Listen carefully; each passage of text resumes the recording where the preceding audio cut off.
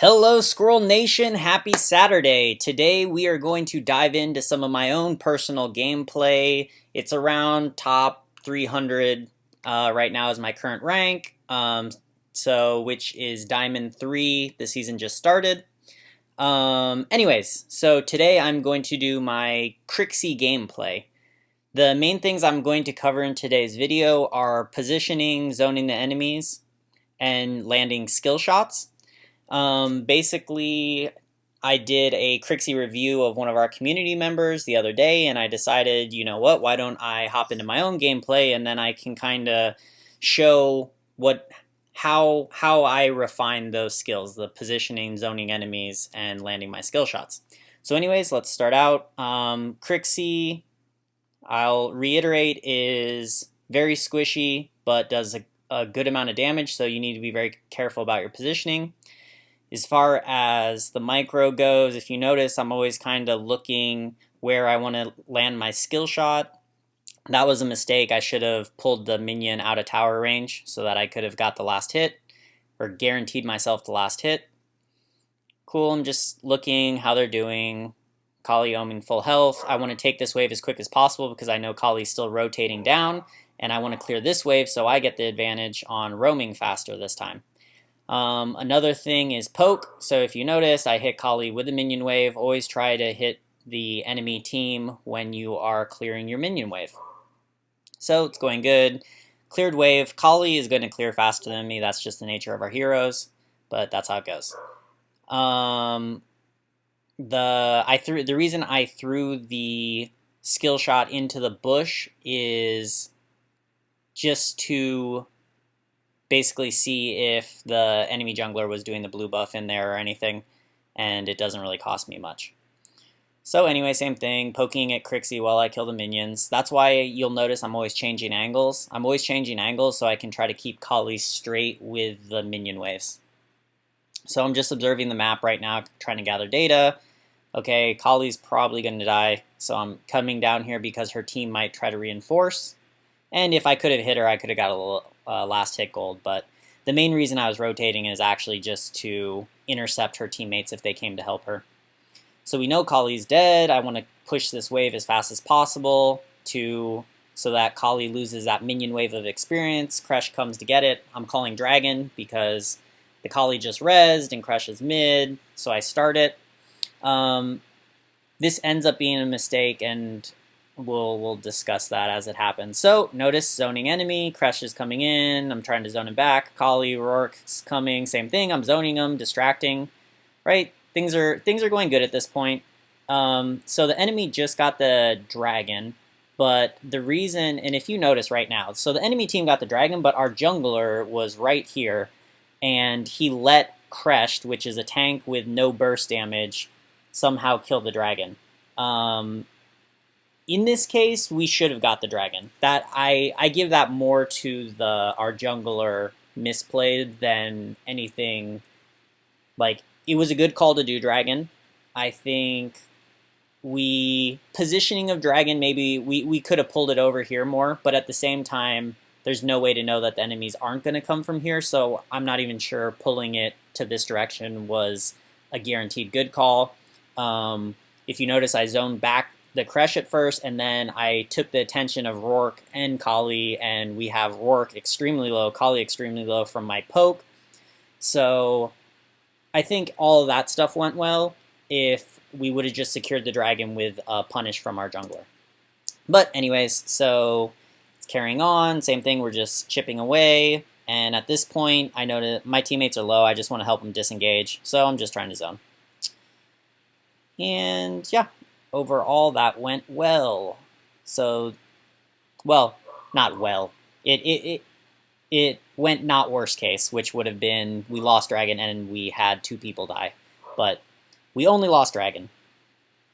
And no deaths. So I need mana, so I go back. That's fine. I saw another reason that I was okay going back is because I saw that Tell went mid. So I don't need to worry about the wave crashing in. Clearing, okay, cool. And then we're going to spread back out. In case anything happens, once again, always kill the minion waves as quick as possible. So I don't wait for the minion waves to meet and then go for it. If Rourke was not in that side bush, I probably would not do that because that would be overextending and asking to get ganked. But I know that that left side bush was clear, so I go for it. Note on Kali's ult, always go perpendicular. That's how you won't take damage from it. So she burns flash to get very little chip damage on me. I don't think that's a good trade. Let's pause here. Okay, so my team is fighting here. They're fighting Crushed. I see Rourke coming around. I swiped my camera to see his health. You can also see his health right here once they get in range. This is a good tip, is if you don't want to swipe when you're this close, you can actually see their health based on this red circle going around them. So I know Rourke's coming. I'm going to throw my skills in his way. I end up dying here, and the reason why is because Kali is rotating from back over here, and she's going to come down and pincer me. After reviewing this, I'm not sure I can do much different here. In hindsight, I could have went this way and helped my team attack Kresh and just let Rourke come back this way. But that honestly isn't a clear, preferable choice to me. So I hit Rourke with all my skill shots and ults. He does unfortunately barely get away with health. My team's chasing Crashed. So if I would have went that way, it would have been good. But Kali could have easily came down the river also, and then I would have had a Rourke coming up behind me and a Kali here in the river. So like I said, I don't think those are obvious better choices.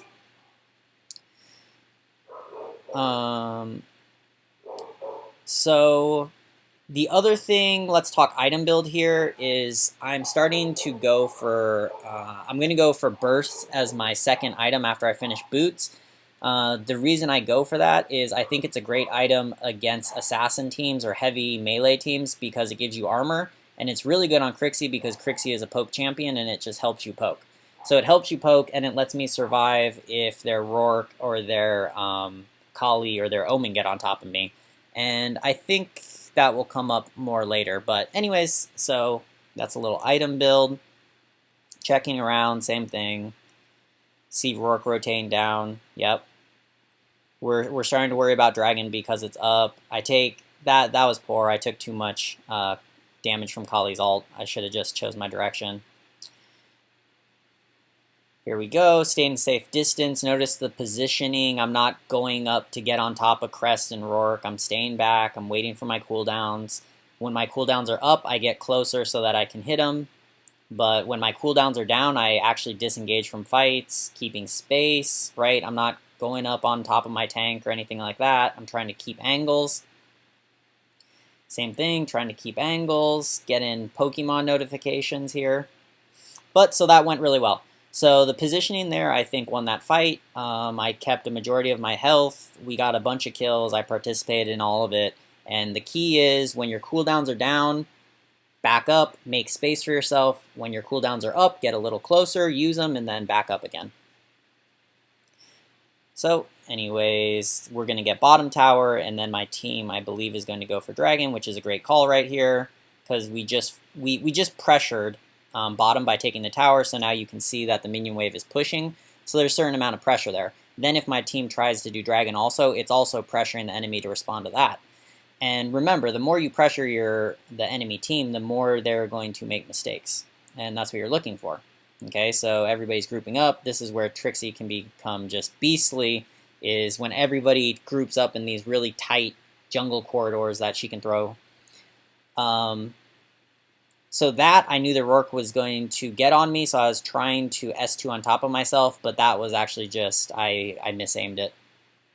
But we discussed the other day about aiming at the intention of your enemy, and that's why as Krixi, you will see me frequently use my S2, my knock-up, on top of myself, because I know that the assassin's intention is to get on top of me.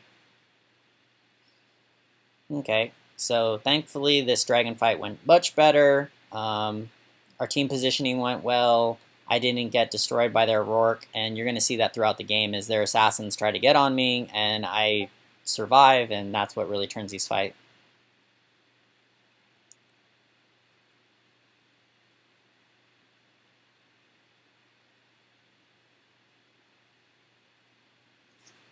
Okay, so some other notes. As far as Kali goes, Kali gets extremely strong late game and she has crazy poke. So for me, the reason I originally chose Krixi is because the enemy team chose Kali, and I know Kali has great poke, and I personally like Krixi against Kali because Krixi also really has good range and good poke. So then it becomes more late game. If Kali's trying to poke out my team, I can actually poke at her back. Whereas if I play somebody like Jinnar, early game I can dominate Kali, but late game Kali's just zoning, can so heavily zone my team and me as Jinnar that I don't like it. It just makes the game uncomfortable. So yeah, picking, the point I'm trying to make is picking certain heroes to counter other heroes' strengths is something nice. So you can see we're getting to the point in the game where team fights are becoming more. My team's just looking for pressure. Okay, here you're going to notice, once again, they're assassins. You notice Rourke's coming on me. I pre-flash. Remember, always consider your enemy's intention. I know they're coming on me. I saw Rourke and Omen coming, and that's why I flash back. I'm not going to hold my flash to wait for them to get on me. I'm going to go in for it. Yeah, I'm going to flash before they get on top of me because I know their intention and I'm trying to be ahead. So that is good. Yep, just trying to poke. Honestly, there I even miss-swiped my S1. I was trying to do the knock up and then S1, and it would have hit her if I would have done it quick enough, but I misfired it. So same thing, keeping angles. I like to stay near the bush that I know is safe because I can easily drop. If you hit an enemy from a bush, they will see you, but if you run out of the bush and run back in the bush, then they will not see you anymore until the next time you hit them. So as mages, that's really nice since most of your damage is from cooldowns. So here, cool, we still red buff, get that knock up, and a lot of this just zoning. Okay, team's coming. So I start to back up, I see my whole team's coming, their team's coming. This is a good fight for us. This is a good area. Krixi is great at fighting on the river or any tight spaces because it just makes it so much easier to hit all of her abilities. I saw Rourke there, but I was worried about the bush. I didn't want to... I knew somebody was trying to back, and if you saw... If you rewind later, you'll see that Omen was backing in the bush that Telenis and Thane went into. So that's basically why I was throwing that other skill into the other bush instead of going for the Rourke. Anyways, so this is going, my team's making a Darkslayer call. Okay, I'm going to clear mid, and then I am going to go and join them as soon as I saw Maraud going. So if it was Thane and Tel by themselves, I'd be a little hesitant, but we're going to zone. So we discussed, right? I could go to Darkslayer and I could get behind Thane and just try to burn it down. But then the problem is Crest would have ran in, Omen would have ran in. But with me poking them and my team doing Darkslayer, the enemy team's much less likely to dive in on Darkslayer because they're going to eat so much damage. Because, I mean, if you notice, I'm at the point in the game now with Krixi that I'm just dishing out insane damage to their team. Even to their Crest is taking pretty big damage when I hit my combos. So I see Omen, I'm rotating, my team drops the Drake. I mean, I might have held it a little longer, no need to rush it, but anyways, it's not a big deal. So I'm rotating over, I don't want to lose tower, Omen's split pushing, I'll help the Ryoma. But now I'm going to go back to my team because we're sieging the tower, and Krixi is great at this point. We discussed already, Kali is going to try to zone, so I'm also going to try to zone. You notice I hit her and Ari when they came up. In these next exchanges, you're going to see that when the minion waves come, I throw out my abilities even when I don't really see heroes or they're not there. Once again, I'm predicting my enemy's intention and I'm throwing abilities at my enemy's intention. When minion waves are at the enemy towers, the enemies need to clear those minion waves. So their intention is to clear the minion waves, meaning they're going to get on top of the minion waves. They're going to get close to the minion waves. So that's where I throw my S1, I throw my S2, is defending those minion waves. And if you notice, I get quite a lot of chip damage by doing that. you're going to see it more and more. So I know my team wants the tower. I'm not going to go help put through. I'm not needed for 3 people, so I'm going to set up in this bush, get vision, get poke. Awesome. So we just poked their Arya down, what, to 30% health. So now she wasted ult. The reason she did that was for the iframe. Ari has an iframe when she ultimates, so she was trying to dodge my damage. So same thing, my team already has it, I'm zoning.